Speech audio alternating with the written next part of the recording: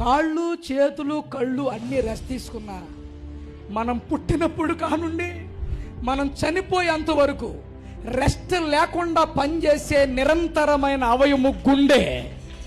సంఘం కొన్నిసార్లు అభివృద్ధి పొందటానికి, సంఘం నిలబడటానికి, సంఘం ముందుకెళ్ళటానికి అక్కడక్కడ గుండెకాయ లాంటి విశ్వాసులు ఉంటారు, గుండె లాంటి విశ్వాసులు ఉంటారు. ఆ గుండె లాంటి విశ్వాసులు ఉండబట్టే సంఘము, పరిచర్య, సేవ విస్తారంగా అభివృద్ధి చెందటానికి. వాళ్ళు కనిపించరు, వాళ్ళు వెనకాల ఉంటారు. నిరంతరము దేవుని పరిచర్య కొరకు, నిరంతరము దేవుని పని కొరకు పాటుపడుతూ గుండెలాగా lub dub lub dub lub dub lub dub అని కొట్టుకున్నట్లుగా గుండెలాగా పనిచేస్తారు కొంతమంది విశ్వాసులు. కొట్ట చాపనమాట.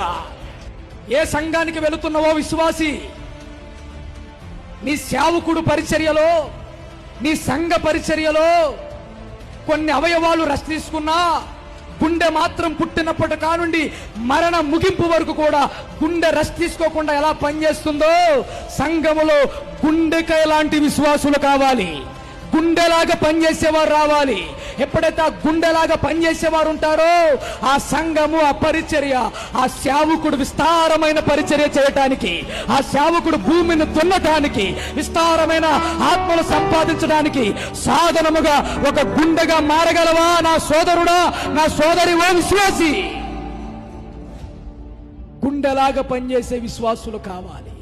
కొందరు కనిపించేవారు, కొందరు కంటికి కనిపించని వారు, కొందరు కనపడరు. వాళ్ళు చేసే సహాయ సహకారాలు, వారిచ్చే అర్పణలు, వాళ్ళు ఇప్పే గుప్పిళ్ళు, వాళ్ళు పాల్గొనే విధానం, నిలబడే విధానం సంఘానికి వెన్నె తీసుకొస్తుంది. వెన్నె ముక్కలాగా నిలబడతారు.